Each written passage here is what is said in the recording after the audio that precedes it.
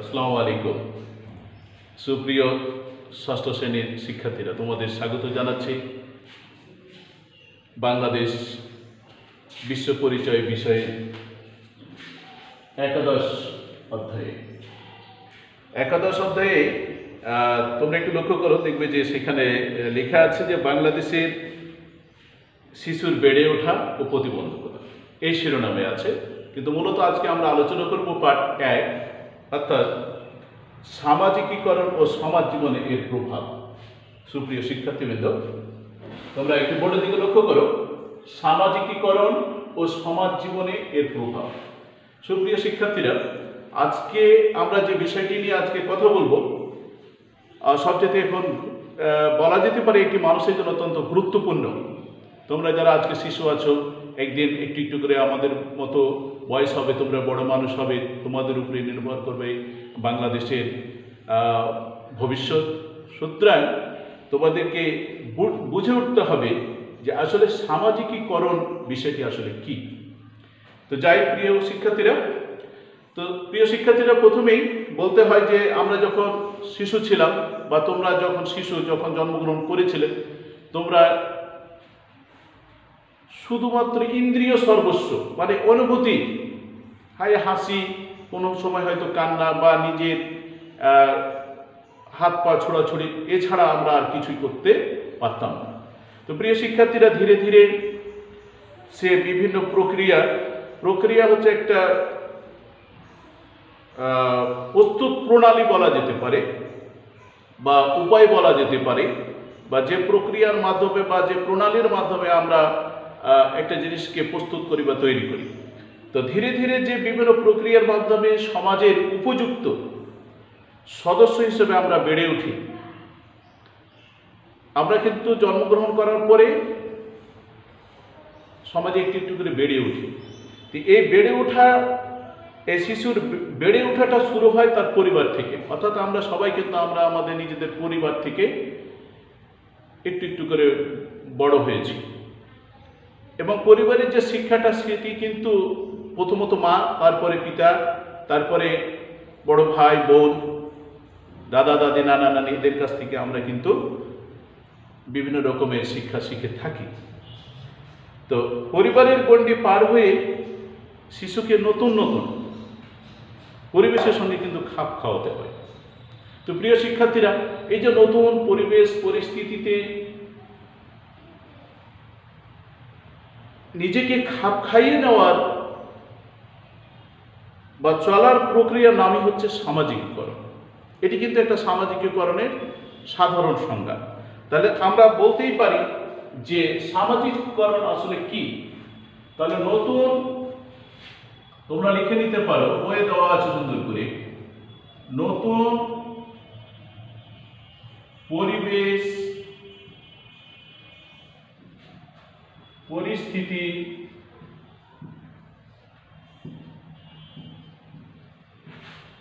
নতুন পরিবেশ পরিস্থিতির সঙ্গে নিজেকে খাপ খাইয়ে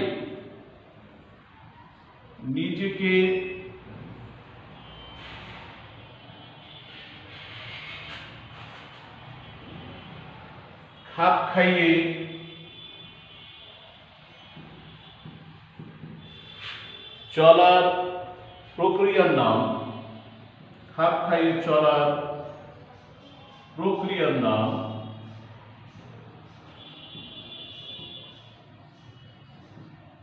হলো সামাজিকীকরণ।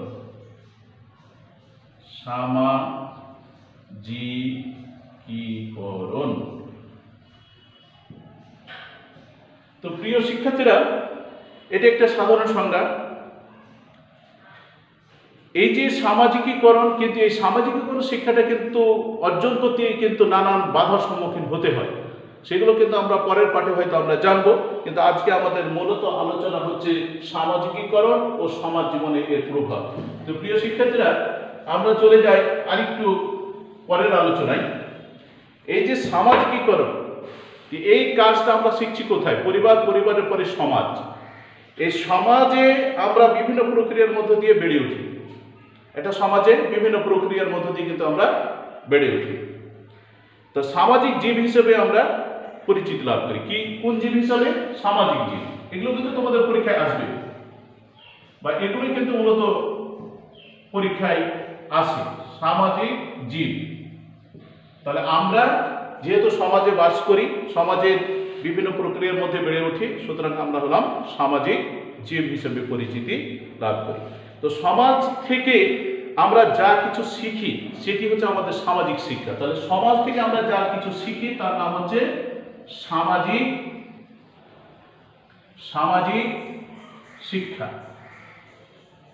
প্রিয় শিক্ষার্থীরা, তাহলে আমরা সামাজিক জীব, আমরা সমাজ থেকে যা কিছু শিখি সেটি হচ্ছে সামাজিক শিক্ষা। এই সামাজিক শিক্ষার অন্তর্ভুক্ত বিষয়গুলো হচ্ছে, এই সামাজিক শিক্ষার কিছু অন্তর্ভুক্ত বিষয় আছে। এই সামাজিক শিক্ষাগুলো আসলে কি? এই সামাজিক শিক্ষার অন্তর্ভুক্ত বিষয়গুলো হচ্ছে নিয়ম নীতি। সামাজিক শিক্ষার অন্তর্ভুক্ত বিষয়গুলো হচ্ছে নিয়ম নীতি, একটা হচ্ছে তোমার বলা মূল্যবোধ,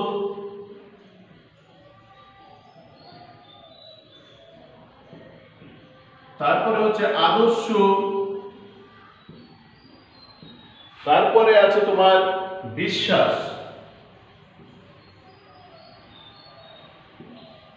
তো প্রিয় শিক্ষার্থীরা, তো এই যে সামাজিক শিক্ষার অন্তর্ভুক্ত বিষয়গুলো হচ্ছে নিয়ম নীতি, মূল্যবোধ, আদর্শ, বিশ্বাস।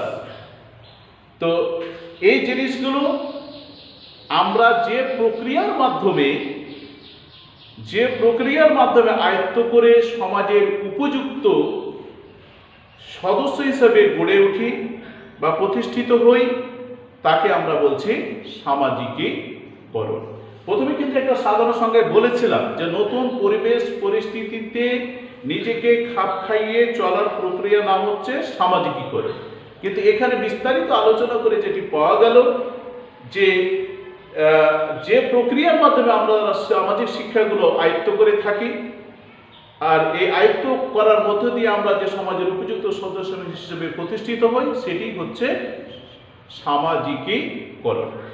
সুপ্রিয় শিক্ষার্থীরা, আরেকটি ইম্পর্টেন্ট বিষয় আছে, তোমরা একটু মনে রাখতে হবে, এটা আরো গুরুত্বপূর্ণ। সামাজিকীকরণ কিন্তু একটি জীবনব্যাপী প্রক্রিয়া। সামাজিকীকরণ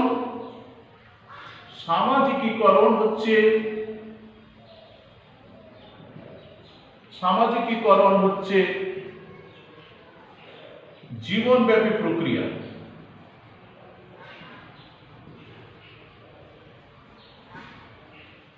এই জীবনব্যাপী প্রক্রিয়া হচ্ছে সামাজিকীকরণ। তো জীবনব্যাপী প্রক্রিয়া এখানে বলা হয়েছে যে জন্ম থেকে মৃত্যু পর্যন্ত আমাদের কিন্তু শিক্ষার শেষ নাই। নবী করিম সাল্লাল্লাহু আলাইহি সাল্লাম বলেছেন যে কবর থেকে, দোলনা থেকে কবর পর্যন্ত শিক্ষা অর্জন করতে হবে। আর শিক্ষা অর্জনের ক্ষেত্রে তিনি বলেছেন শুধু চীন দেশে গিয়েও শিক্ষা, মানে শুধু চীনে গিয়েও তোমাদের শিক্ষা অর্জন করতে হবে। অর্থাৎ শিক্ষার এখানে যে ব্যাপকতা সেটি বোঝাতে তিনি এই বিষয়গুলো উত্থাপন করেছিলেন। তো সামাজিকীকরণ হচ্ছে একটা জীবনব্যাপী প্রক্রিয়া, অর্থাৎ একটি শিশু জন্মগ্রহণ করার পর থেকে মৃত্যুর আগের দিন পর্যন্ত তাকে কিন্তু এই শিক্ষাগুলো, সামাজিক শিক্ষাগুলো অর্জন করতে হয়। আর এই অর্জন করার মধ্য দিয়ে কিন্তু একটি পূর্ণাঙ্গ মানুষ হিসেবে সে রাষ্ট্রের উপযুক্ত সদস্য হিসাবে গড়ে ওঠে। তো প্রিয় শিক্ষার্থীরা, আমরা এর পরের ধাপে চলে যাই। পরের ধাপে আমরা এই যে সামাজিকীকরণের যে শিক্ষাগুলো বা সামাজিক শিক্ষাগুলো কিভাবে শিখি, কিভাবে কার মাধ্যমে শিখি, সেটাই হচ্ছে কিন্তু আরেকটা গুরুত্বপূর্ণ বিষয়। সামাজিকীকরণের এই যেগুলোর মাধ্যমে আমরা এগুলো শিখি, এগুলোকে বলা হয় সামাজিকীকরণের বাহন। তোমরা বিষয়টা বুঝে নাও। সামাজিকীকরণের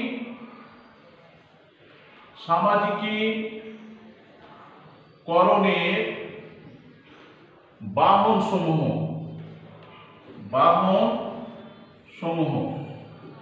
এই বাহনগুলো কি? বাহন মানে কোনো কিছু মাধ্যম। এই যে মাধ্যমে আমরা শিখি, তো আমরা কি বিভিন্ন ভাবে শিখি। প্রথমত আমরা আমাদের পরিবার থেকে শিখি, পরিবারের মা বাবার কাছ থেকে শিখি। তো পরিবার পিতামাতা ছাড়া আরো তো অনেক আছে, তাদের কাছ থেকে কিন্তু আমরা শিখি। তো আমরা প্রথমেই ধরে নিচ্ছি যে সামাজিকীকরণের প্রথম বাহন হচ্ছে পরিবার, বা পরিবারের পিতামাতা বাদে আমরা যদি প্রথমে লক্ষ্য করি সেটি হচ্ছে প্রতিবেশী। কি আছে? প্রতিবেশী, এটি একটি। তারপরে হচ্ছে কি সমবয়সী, অর্থাৎ তোমার বয়স 12 বছর, তুমি তোমার সহপাঠী বা সমবয়সী এদের কাছ থেকে শিখছো, সমবয়সী। তারপরে আছে কি তোমার খেলা বা পড়ার সাথী, তুমি যার সঙ্গে খেলাধুলা করো, খেলা ও পড়ার সাথী। তুমি স্কুলে এসেছো, স্কুলে দেখা গেল যে অনেক পাড়া থেকে অনেক শিক্ষার্থী এসেছে, সেগুলো তোমার পড়ার সাথী হিসাবে তোমার সঙ্গে অনেক কিছু তার কাছ থেকে শিখতে পারো, খেলার সাথীদের কাছ থেকে শিখতে পারো, তোমার সমবয়সীদের কাছ থেকে শিখতে পারো, প্রতিবেশীর কাছ থেকে শিখতে পারো। তো এই শিক্ষাগুলো আমরা এভাবে শিখে থাকি। ধর্মীয় প্রতিষ্ঠান বা যে কোনো প্রতিষ্ঠান হতে পারে। প্রিয় শিক্ষার্থীরা, ধর্মীয় প্রতিষ্ঠান, এটি কিন্তু আমরা যে যে ধর্ম অনুসরণ করে সে ধর্মের প্রতি তার একটা কি বলে দুর্বলতা রয়েছে, আমরা সেখান থেকে কিন্তু নানান ধরনের আদেশ, উপদেশ, নির্দেশ আমরা সেখান থেকে মেনে নিয়ে পথ চলে থাকি। তো এই হচ্ছে ধর্মীয় প্রতিষ্ঠান। আরো কিছু রয়েছে, যেমন গণমাধ্যম থাকতে পারে। প্রিয় শিক্ষার্থীরা, গণমাধ্যম, তো এইভাবে কিন্তু গণমাধ্যম বলতে আমরা টেলিভিশন, বিশেষ করে এখন ইন্টারনেটের সামাজিক প্রক্রিয়া বা যে যোগাযোগের মাধ্যম হিসেবে ফেসবুক, টুইটার, ইন্টারনেট যে ব্যবহার হচ্ছে সেগুলো থেকে আমরা শিখতে পারি। তো মূলত আমরা যদি লক্ষ্য করি যে প্রতিবেশী, সমবয়সী, খেলা পড়ার সাথে ধর্মীয় প্রতিষ্ঠান, গণমাধ্যম, এই সামাজিকীকরণের বাহনগুলো হচ্ছে এগুলো। তো প্রিয় শিক্ষার্থীরা, আর এগুলো এদের কাছ থেকে এভাবে এই মাধ্যমগুলোর মধ্য দিয়ে কিন্তু আমরা একজন আদর্শ নাগরিক বা মূল্যবোধ, রীতিনীতি, দায়িত্ব, কর্তব্য ইত্যাদি সমাজের যেগুলো করতে হয় সেগুলো কিন্তু আমরা এই প্রক্রিয়াগুলোর মাধ্যমে কিন্তু আমরা শিখে থাকি। তো প্রিয় শিক্ষার্থীরা, এরপরে চলে যাব আমরা আমাদের পরের যে অংশটুকু আছে, সমাজ জীবনের প্রভাব। এই যে সামাজিকীকরণের যে প্রভাব, সেই প্রভাব কতটুকু পড়ছে। প্রিয় শিক্ষার্থীরা, তোমরা একটু লক্ষ্য করো, আমি এখানে আগে থেকে একটু লিখে রেখেছি, নোট করে রেখেছি, তোমরা একটু বোর্ডের দিকে লক্ষ্য করো। সমাজ জীবনের সামাজিকীকরণের প্রভাব সমূহ। এই যে আমরা বিভিন্ন প্রক্রিয়া, বিশেষ করে সামাজিক শিক্ষা, সামাজিক শিক্ষার মধ্য দিয়ে যে অর্জন করি সেটিকে বলছে সামাজিকীকরণ। সেই সামাজিকীকরণের যে বাহনগুলো রয়েছে, সেই বাহনগুলো আমরা জানলাম। এখন যে এর প্রভাবে আমরা সামাজিকীকরণের প্রভাবে কি কি অর্জন করতে পারি, দেখো একটু লক্ষ্য করো। শিশুকে সামাজিক মানুষে পরিণত করে। ওই যে সামাজিক শিক্ষা বলতে আমরা কি পেয়েছি? সেখানে পেয়েছি নিয়ম, নীতি, মূল্যবোধ, বিশ্বাস, আদর্শ ইত্যাদি। তাহলে আমরা সামাজিক মানুষ হিসেবে কিন্তু বেড়ে উঠতে পারি, যোগ্য নাগরিক হিসেবে গড়ে উঠতে সহায়তা করে। সুপ্রিয় শিক্ষার্থীরা, আজকে কিন্তু ভালো মানুষের বড় প্রয়োজন। একজন ভালো মানুষ, একজন ভালো শিশু যদি আজকে সঠিক শিক্ষায় শিক্ষিত হয়ে উঠতে পারে, সেই ভালো মানুষ হিসেবে সে গড়ে উঠতে পারে। আজকের এই বর্তমান পর্যায়ে আজকে কিন্তু তোমাদেরকে মানুষের মতো মানুষ হিসেবে গড়ে উঠতে হবে। যা এই জন্য যেটা দরকার সেটি হচ্ছে সামাজিকীকরণ। যোগ্য নাগরিক হিসাবে গড়ে উঠতে সহায়তা করে। সুস্থ ও সুন্দরভাবে, একজন নাগরিক যদি সুস্থ ও সুন্দর না হয় তাহলে কিন্তু তার ভবিষ্যৎ জীবন অন্ধকারের দিকে চলে যেতে পারে। এই জন্য বলছে যে সামাজিকীকরণের প্রভাবে একটা শিশু সুস্থ ও সুন্দরভাবে বিকশিত হতে পারে। পরেরটা দেখো, 4 নম্বরে, শিশুকে সমাজের দায়িত্বশীল সদস্যে পরিণত করে। সমাজের দায়িত্বশীল সদস্য হিসেবে কিন্তু একটা শিশু গড়ে ওঠে। তার কি কাজ, তাকে কতটুকু তাকে দায়িত্ব পালন করতে হবে, কতটুকু কর্তব্য করতে হবে, সব কিছুই কিন্তু সামাজিকীকরণের মাধ্যমে আমরা সেটা উপলব্ধি করতে পারি। সমাজের শান্তি শৃঙ্খলা বজায় রাখতে সহায়তা করে। আজকে কিন্তু এমন কোনো গ্রাম নেই, বাংলাদেশের প্রত্যন্ত অঞ্চলে সব জায়গাতেই অশান্তি বিরাজ করছে, কিন্তু একটা শিক্ষার্থী যদি সামাজিকীকরণের শিক্ষা তার ভিতরে থাকে তাহলে সেই সমাজে শান্তি শৃঙ্খলা বজায় থাকবে। শিশুকে সমাজের প্রত্যাশা অনুযায়ী আচরণ করতে শেখায়। কোথায় কতটুকু তোমাকে কথা বলতে হবে, কতটুকু তোমার ব্যবহার দেখাতে হবে, কতটুকু তোমার কর্ম করতে হবে, সব কিছু কিন্তু সেই সামাজিকীকরণ শিক্ষার মাধ্যমে একজন শিক্ষার্থী কিন্তু অর্জন করতে পারে। তাই বলছে সমাজ জীবনে সামাজিকীকরণের প্রভাব সমূহ যেগুলো বলা হলো এগুলো অত্যন্ত গুরুত্বপূর্ণ। এই জিনিসগুলো যদি আমরা অর্জন করতে পারি তাহলে এই অর্জিত কাজের মাধ্যমে আমরা যে দক্ষতা অর্জন করব সেটিকে লাগিয়ে একজন শিশুর জীবনে অনেক ঝুঁকি বা সমস্যা মোকাবেলা করতে সক্ষম হবে।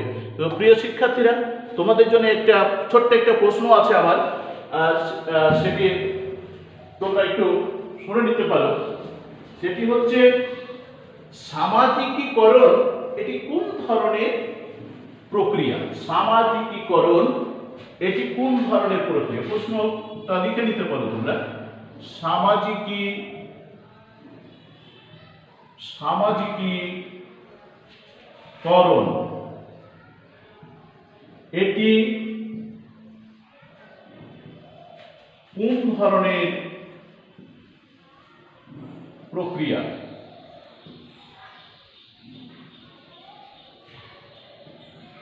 সুপ্রিয় শিক্ষার্থীরা, সামাজিকীকরণ এটি কোন ধরনের প্রক্রিয়া? নিশ্চয়ই তোমরা আমার কথা যদি গুরুত্ব মানে মনোযোগ সহকারে শুনে থাকো তাহলে এটি প্রশ্ন তোমাদের হয়ে গেছে ইনশাআল্লাহ। তো সে অবধি তোমরা সবাই ভালো থাকো, সুস্থ সুন্দর জীবনযাপন করো, ভালো খেলার সাথীদের সঙ্গে মেলামেশা করো, যারা খারাপ দুষ্ট তাদের কাছ থেকে দূরে থাকো। করোনা ভাইরাস এই বর্তমান সময়ে একটা মহামারী আকার ধারণ করেছে, সে বিষয়ে তোমাদের আরো স্বাস্থ্য সচেতন হতে হবে। বাইরে থেকে বাড়িতে প্রবেশ করে অবশ্যই হ্যান্ড স্যানিটাইজার বা সাবান দিয়ে হাত পরিষ্কার করে নিতে হবে, তারপরে বাড়ির সবার সঙ্গে সদস্যদের সঙ্গে মিশতে হবে। তো সবাই ভালো থাকে এই আশাবাদ ব্যক্ত করে আজকে তোমাদের ষষ্ঠ শ্রেণীর একাদশ অধ্যায়ের পাঠ 1 এর আলোচনা শেষ করছি। আল্লাহ হাফেজ।